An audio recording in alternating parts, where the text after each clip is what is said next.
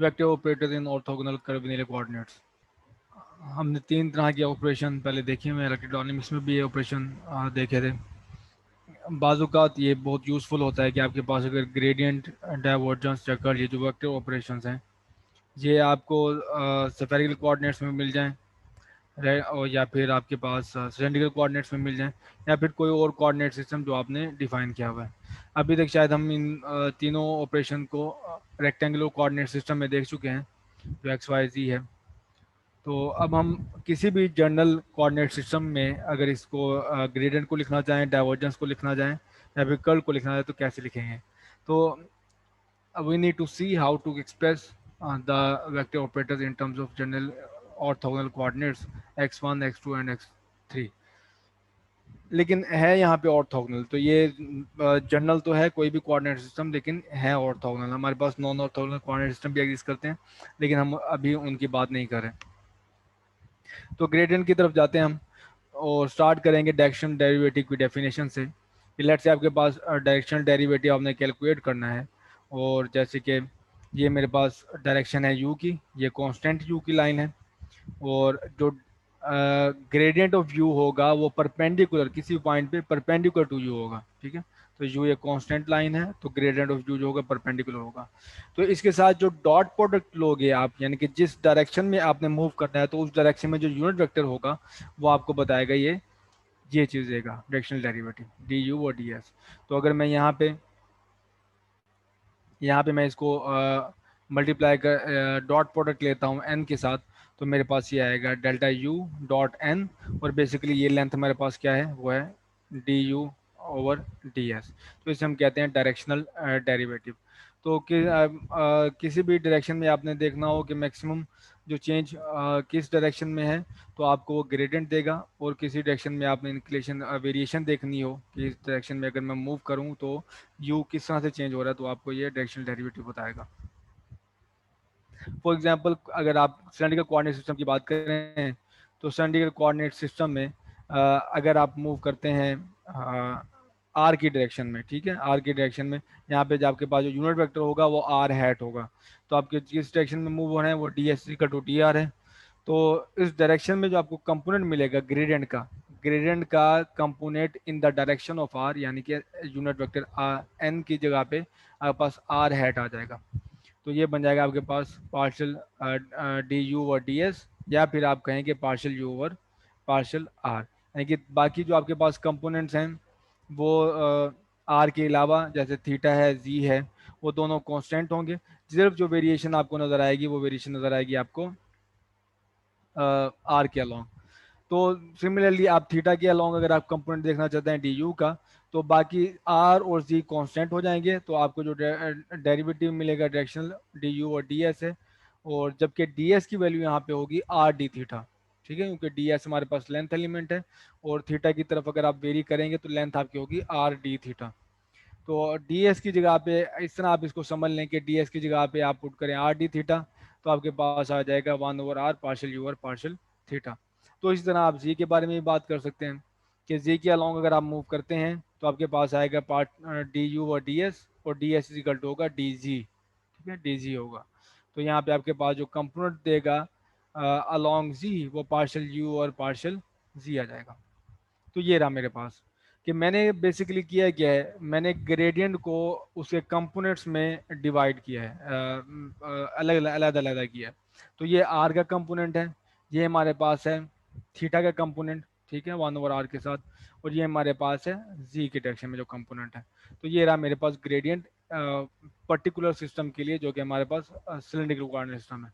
तो अब अगर आप इसको जनरलाइज करें इसी डेफिनेशन को x1, x2 एंड x3 के लिए, ठीक है, तो हर डायरेक्शन में जैसे कि if the component of D you in the x1 direction, पहले आर के थीटा और जी की बात की हमने, अगर x1 डायरेक्शन में है तो हमारे पास वो होगा डी यू और डी एस, और जबकि डी एस होगा d s is equal to scale factor h1 into d x one, ठीक है, h1 हमारे पास स्केल फैक्टर है जो प्रीवियस लेक्चर्स में हम देख चुके हैं। तो कंपोनेंट क्या बना हमारे पास, वो बना one over h1 partial you और पार्शियल x1, ठीक है। डीएस की जगह पे आप इसको सीधा समझने का तरीका ये है, डीएस की जगह पे आप ये पुट कर दें h1 dx1। तो इसी तरह अगर आपके पास x2 के अलॉन्ग देखना हो तो वो बन जाएगा d s equal to h two dx 2, और इसी तरह अगर आपने x3 के अलॉन्ग देखना हो तो वो बन जाएगा h3 dx 3, तो यहाँ पे भी h3 dx 3 आ जाएगा। तो ये रही जनरल डेफिनेशन। तो gradient of u is equal to E1 hat 1/h1 partial u और partial x1 plus E2 hat 1/h2 partial u और partial x2 plus E3 hat 1/h3 partial u और partial x3। और इन सब को अगर आप इकट्ठे करके लिखें सम के फॉर्म में तो आपके पास ये आ जाएगा। ठीक है, ए आई हैट 1/hi पार्शियल u और पार्शियल xi। तो इसी डेफिनेशन में अगर आप जो हमने पर्टिकुलर केस देखा था सिलेंड्रिकल कोऑर्डिनेट सिस्टम में, तो आप पुट कर दें वैल्यू यहाँ पे। जैसे कि h1 की वैल्यू होती है 1, तो ये देखें यहाँ पे 1 आ जाएगा। h2 की वैल्यू होती है r, तो 1/r आ जाएगा। h3 की वैल्यू होती है 1, तो यहाँ पे 1 आ जाएगा। तो कॉरस्पॉन्डिंग यहाँ पे r, यहाँ पे थीटा और यहाँ पे z। तो अब हमारे पास दूसरा जो है वेक्टर ऑपरेशन है कि अगर आपके पास कोई वेक्टर गिवन हो तो आपने उसकी डाइवर्जेंस फाइंड आउट करनी है। तो लेट हम कर लेते हैं कि हमने एक कंपोनेंट फॉर्म, हमारे पास जो कोऑर्डिनेट सिस्टम है उसमें हमने इसको रिजॉल्व किया हुआ है। वो है ये बेसिस हैं E1 हैट, E2 हैट और E3 हैट। और ये V1 कंपोनेंट है E1 के अलॉन्ग, V2 कंपोनेंट है E2 हैट के अलॉन्ग, V3 कंपोनेंट है E3 हैट के अलॉन्ग। हम ये प्रूव कर सकते हैं कि अगर मैं डाइवर्जेंस लूँ E3 हैट की और H1 H2 जो कि स्केल फैक्टर्स हैं, तो मेरे पास जीरो आएगा। तो इसी तरह अगर मैं H2 हैट की डाइवर्जेंस लूँ विद H1 और H3, और इसी तरह मैं E1 की है डाइवर्जेंस लूँ ओवर H2 H3, वो मुझे जीरो देगा। तो इस प्रूफ को देख लेते हैं। और हम जो रिलेशन यूज करेंगे इस केस में, जहाँ से वो जो हमारा स्टार्टिंग पॉइंट होगा वो है ग्रेडियंट एक्सप्रेशन। ठीक है, ग्रेडियंट एक्सप्रेशन में u की जगह पे x1 x2 x3 आप इनमें से कोई भी चीज़ सपोज कर लें तो हमारे पास रिलेशन ट्रू होगा। तो u की जगह पे मेरे पास यहाँ पे x आ गया, कोई भी x 1 2 3, तो मैंने x k लिख लिया यहाँ पे kth x। तो कॉरस्पॉन्डिंग हमारे पास जो रिलेशन आ जाएगा सम आई और एच आई पार्शल एक्स के, यहाँ पे एक्स के है यू की जगह पे, और पार्शल एक्स आई और ई आई हैट। और हमें पता है कि अगर आपके पास केथ का डेरिवेटिव लो विद रिस्पेक्ट टू एक्स तो आपको एक डार्क डेल्टा देता है। ठीक है, तो ये आपको पता है कि आपको सिर्फ रिलेशन जो है एक्स वन का डेरिवेटिव लोगे एक्स वन के रिस्पेक्ट तो तभी आपको वन मिलेगा। ठीक है, अदरवाइज अगर आप एक्स वन का डेरिवेटिव लो with respect to x two या एक्स थ्री आपको जीरो मिलेगा। तो एक्स टू का डेरिवेटिव लो with respect to x one zero मिलेगा। तो तभी आपको सिर्फ वन मिलेगा। आपको वो होगा जब ऊपर और नीचे के जो इंडस्ट्रीज हैं वो बिल्कुल सेम होंगे, अदरवाइज जीरो है। तो ये जो प्रॉपर्टी है ये होल्ड करती है डार्क डेल्टा की, कि जब आपके पास दोनों इंडस्ट्रीज सेम होंगे आई और के वाले, ऊपर और कंपोनेंट और नीचे एक्स के इंडस्ट्री सेम होंगे, तो आपको मिलेगा वन, अदरवाइज जीरो। तो यहाँ पे समीशन में सिर्फ वही आपके पास वैल्यू रहेगी जिसमें आई और के बराबर हैं। तो यहाँ पे के की जगह पे आप आई की जगह पे के पुट कर दें, यहाँ पे भी के आ जाएगा, तो के और के आपके पास यहाँ पे वन हो जाएगा और समीशन यहाँ पे रिमूव हो जाएगा, क्योंकि हमारे पास वही ए की वैल्यू रही, बाकी सारी जीरो हो गई ड्यू टू डार्क डेल्टा। तो ये रही मेरे पास gradient of x k is equal to one over h k into e k hat. तो किसी भी आयत के लिए आयत एक्स के लिए आपके पास gradient of x i is equal to one over h i e i hat. तो आई 1 2 3 रन करेगा हमारे पास। तो अब मैं लेता हूँ इंग्रेडिएंट्स का क्रॉस प्रोडक्ट 1 और 2 का जैसे। तो क्रॉस प्रोडक्ट लूँगा मैं आपके यहाँ पे, तो 1/h1 इंटू H2, यानी कि यहाँ पे डेल्टा x1 की वजह से 1/h1 E1 हो गया, यहाँ पे x2 की वजह से E2/h2 आ गया। तो ये E1 और E2 का क्रॉस प्रोडक्ट, क्योंकि हमारे पास ऑर्थोगोनल कोऑर्डिनेट सिस्टम है तो वो E3 आएगा। ठीक है, 1/h1 H3 E3 हैट। तो अब मैं इस को अगर वेक्टर एनालिसिस के जो हमारे पास लेविसिविटा वाले एक्सप्रेशन हम देख चुके हैं प्रीवियस लेक्चर्स में, तो वो मैं यूज़ करूँ तो लेविसिविटा की टर्म में क्रॉस प्रोडक्ट आपको पता है ये होता है। तो इसका अगर आप डाइवर्जेंस लें इस पूरे एक्सप्रेशन की, तो अगर मैं डाइवर्जेंस लूँ तो फार्मूला वेक्टर कैलकुलस से के मुताबिक ये होगा कर्ल ऑफ ग्रेडियंट एक्स आई, यहाँ पे भी कर्ल ऑफ ग्रेडियंट एक्स आई।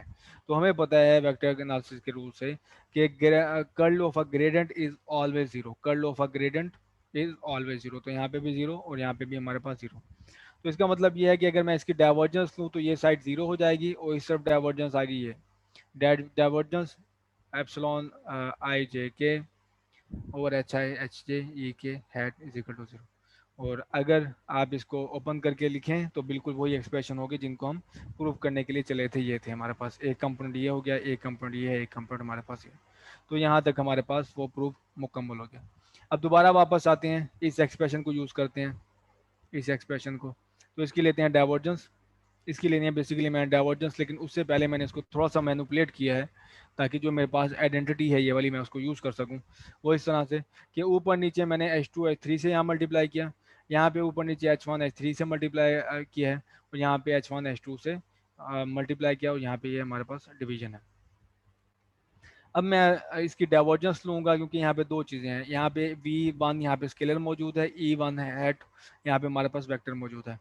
तो स्केलर और वेक्टर का अगर आपके पास प्रोडक्ट और उसका डाइवर्जेंस लिया जाए तो मेरे पास ये फॉर्मूला है, vector dot gradient of phi मतलब स्केलर, तो यहाँ पे स्केलर डाइवर्जेंस ऑफ V। इस केस में हमारे पास जो फाई है यानी कि स्केलर वो H2 H3 V1 है, पहले कंपोनेंट की बात कर रहा हूँ सिर्फ। और पहले कंपोनेंट में जो हमारे पास वेक्टर है वो लिया गया है E1 हैट और H2 H3। तो अब आप अप्लाई करें ये डाइवर्जेंस, बिल्कुल ये वाला फार्मूला, ठीक है, फाई की जगह पे ये और वी की जगह पे आपके पास ये है। तो ये मेरे पास आ गया पहले वी, और ये मेरे पास है फाई, प्लस ये मेरे पास आ गया फाई, और ये मेरे पास रहेगी डाइवर्जेंस ऑफ वी। ये मैं देख चुका हूँ रिजल्ट, ये इसके मुताबिक ये ज़ीरो है, ठीक है, divergence of E1 over H2 H3 ये ज़ीरो है, और मेरे पास बाकी रह जाएगा सिर्फ ये ये एक्सप्रेशन। और ये भी कैसे कि ये जो मेरे पास ग्रेडियंट ऑफ V1 है उसका अगर मैं डॉट लेता हूँ E1 के साथ तो सिर्फ मुझे पास फर्स्ट कंपोनेंट रहेगा इसका, ठीक है, फर्स्ट कंपोनेंट सिर्फ रहेगा इस ग्रेडियंट का। अगर मैं E1 के साथ डॉट लेता हूँ तो मेरे पास सिर्फ उसी का कंपोनेंट E1 का कंपोनेंट रहेगा, फर्स्ट कंपोनेंट। तो फर्स्ट कंपोनेंट आपके पास सिर्फ X1 है, ठीक है, तो gradient of H2 H3 V1 और उसका सिर्फ फर्स्ट कंपोनेंट हमारे पास होता है 1/H1 पार्शियल और partial X1 into H2 H3 V1। ये हमारे पास ग्रेडियंट की डेफिनेशन में ये मौजूद है चीज़, आप वो देख सकते हैं वहाँ से। तो ये रही एक कंपोनेंट की डाइवर्जेंस। तो बाकियों के लिए भी बिल्कुल यही ट्रू है कि अगर मैं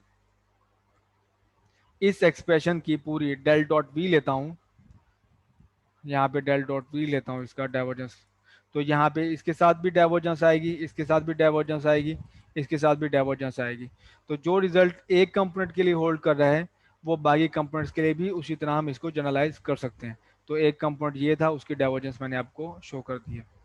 तो बाकी कंपोनेंट्स के लिए ये है, पहला कंपोनेंट 1/H2 H3 1/H1, और ये हमारे पास X1 की डेरिवेटिव, यहाँ पे X2 के साथ डेरिवेटिव, यहाँ पे X3 के साथ डेरिवेटिव।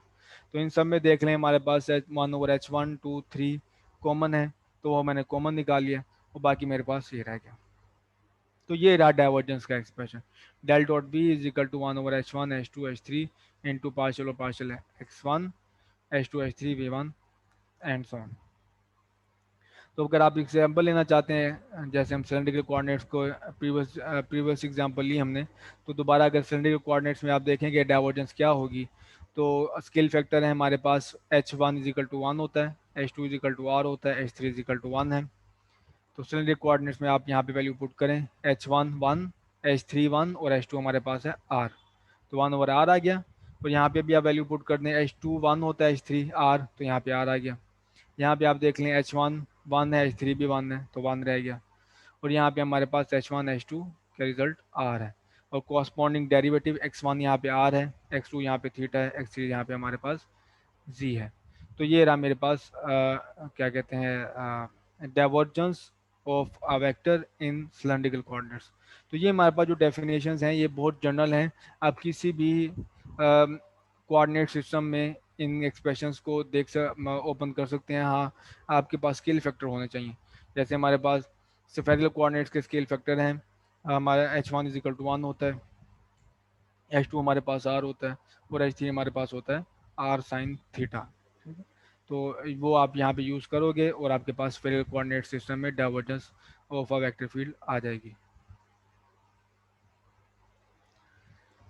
अच्छा, थर्ड हमारे पास एक्सप्रेशन है लेप्लासियन। ठीक है, मैंने लेप्लासियन कैलकुलेट करना है, और आपको पता है कि लेप्लासियन होता है डाइवर्जेंस ऑफ अ ग्रेडियंट। ठीक है, यू की अगर आप ग्रेडियंट लें और उसका डाइवर्जेंस है तो हमारे पास बेसिकली लेप्लासियन बन जाएगा। तो हम इसी जो दो डेफिनेशन देख चुके हैं, हम ग्रेडियंट को भी देख चुके हैं, हम डाइवर्जेंस को भी देख चुके हैं, वो दोनों डेफिनेशन मैं यहाँ पे यूज़ कर लूँ इकट्ठे। तो ये डाइवर्जेंस है यहाँ पे, ठीक है। तो V1 की जगह पे आपके पास वो आ जाएंगे ग्रेडियंट के कंपोनेंट्स आ जाएंगे, V2 की जगह पे ग्रेडियंट का कंपोनेंट आ जाएगा, V3 की जगह पे हमारे पास ग्रेडियंट का कंपोनेंट आ जाएगा। तो ये देखें आपके पास ये पार्शियल और partial x1 h2 h3, partial और पार्शियल x1 h2 h3, ये डाइवर्जेंस की डेफिनेशन से। और ग्रेडियंट की डेफिनेशन है पार्शियल u और पार्शियल x1 और h1, ठीक है, पार्शियल यू और पार्शियल x1 h1। तो यहाँ पे पार्शियल यू और पार्शियल x2 h2, यहाँ पे पार्शियल यू और पार्शियल x3 h3। तो यही रही मेरे पास लेप्लासियन की डेफिनेशन। तो अगर आप इसको सिलेंडरिकल कोऑर्डिनेट्स में देखना चाहते हैं तो आपके पास स्केल फैक्टर होने चाहिए। स्केल फैक्टर h3 h2 हमारे पास r है, यहाँ पे बेसिकली हमारे पास है h3, ठीक है, यहाँ पे h3 है। तो h1 h3 हमारे पास 1 होता है और ओवर h2 1 ओवर r है। और यहाँ पे भी h3 1 है, h1 1 है, h2 हमारे पास r है। तो ये रही लेप्लासियन की डेफिनेशन इन सिलेंड्रिकल कोऑर्डिनेट्स। तो यहाँ पे आपने साथ के साथ देखते हैं कि ग्रेडियंट की डेफिनेशन देखी, उसके साथ उसे देखा सिलेंड्रिकल कोऑर्डिनेट्स में कैसे लिखा जाएगा, फिर हमने डाइवर्जेंस देखी, फिर उसको देखा सिलेंड्रिकल कोऑर्डिनेट्स में कैसे लिखा जाएगा, फिर हमने लेप्लासियन देखा और देखा कि लेप्लासियन सिलेंड्रिकल कोऑर्डिनेट्स में कैसे नज़र आता है।